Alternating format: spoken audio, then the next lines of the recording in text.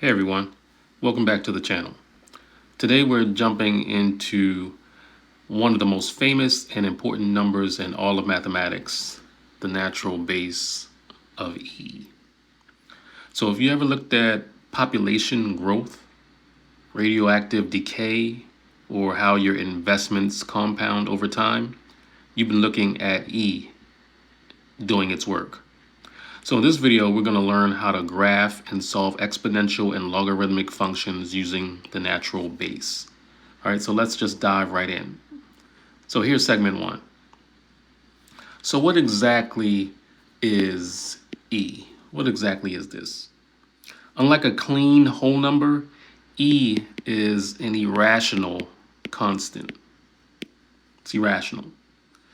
It's defined as the value that 1 plus 1 over x raised to the n, raised to the x, I should say.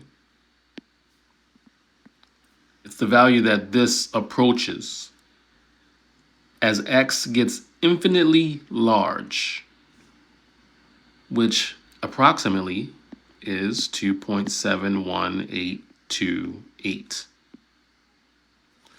So, where does this show up in the real world? Well, continuous exponential growth. If you have ever had a quantity, and we'll call that quantity P, and that quantity is growing continuously at an annual percentage rate of R, and this is going to be expressed as a decimal. So the quantity is P, the annual percentage rate is R, expressed as a decimal, for T years. So you find its future value using the formula P times E raised to the R T power.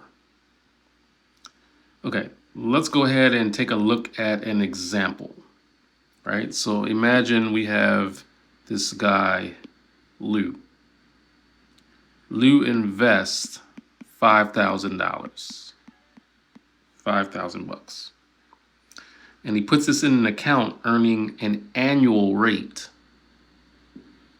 of, let's say, 3.25%. And then the interest is compounded continuously. Continuous compounded. So, to find out what it's worth in, let's say, 5 years, we plug in our values. So he has that 5,000, that's the P. The R, 3.25%, remember we change it to a decimal, so 0.0325. And then we said we want to figure it out in 5 years, so that's our T value. So now we can write this as 5,000, plugging into the formula that I just gave a few moments ago, times E raised to the 0.0325 times 5 power. All right.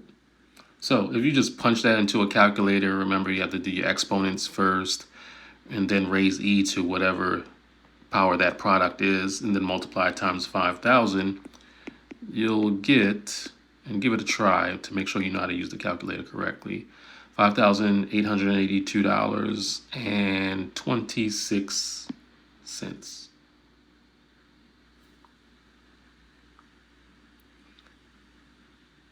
Okay, so now we go to segment two. Segment two, enter the natural logarithm. The natural logarithm. And we use ln, natural log. So now where there's an exponential function, there's a logarithmic function that will undo it, its inverse.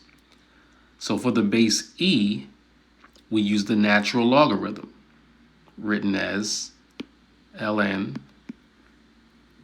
x, the natural logarithm of x.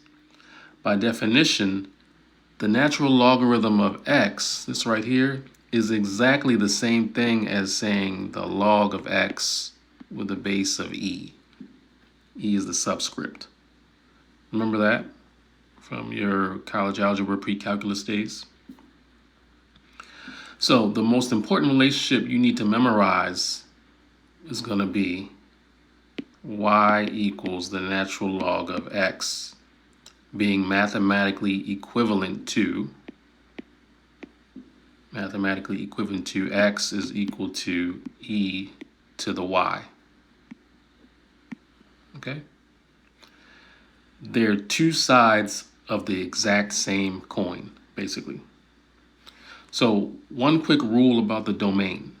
You can only take the natural log of a positive number. The domain of the natural log of x is strictly, I should write it out. The domain of the natural log of x is strictly x greater than 0. If you try to take the natural log of 0 or a negative number, your calculator would just give you some type of error or some message that shows you that it cannot do it. Okay, let's look at segment 3. Segment 3. So these are the cheat codes, the properties of logarithms. Properties of logarithms. So first we have the product rule, where we have the natural log of mn equals the natural log of m plus the natural log of n.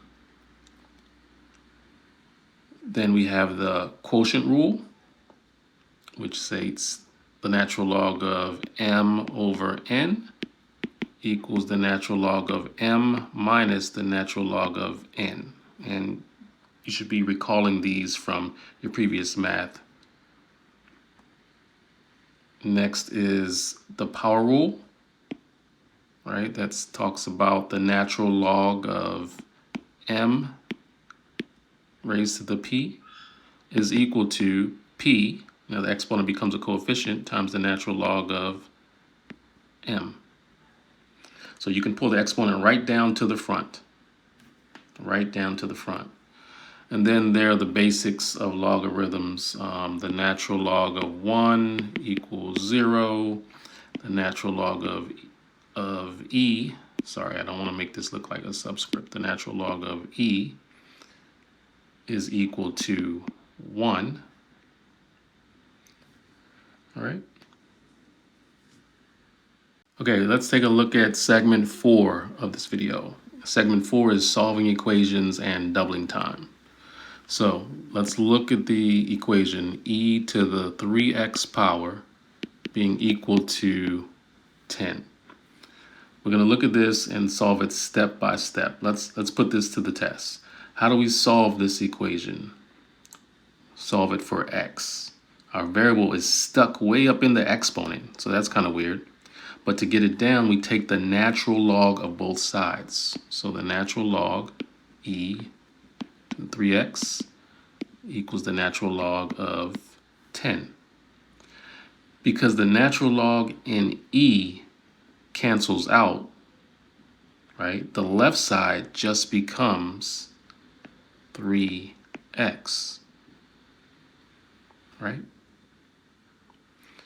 And then we have equals the natural log of 10. Okay, so then we can just divide both sides by 3 to get the x by itself. So the 3's cancel out, and then we have x is equal to the natural log of 10 over 3. All right, we just put that into a calculator. We can get the approximation, natural log of 10, see what that is, then divided by 3. Let's see, I get 0.768.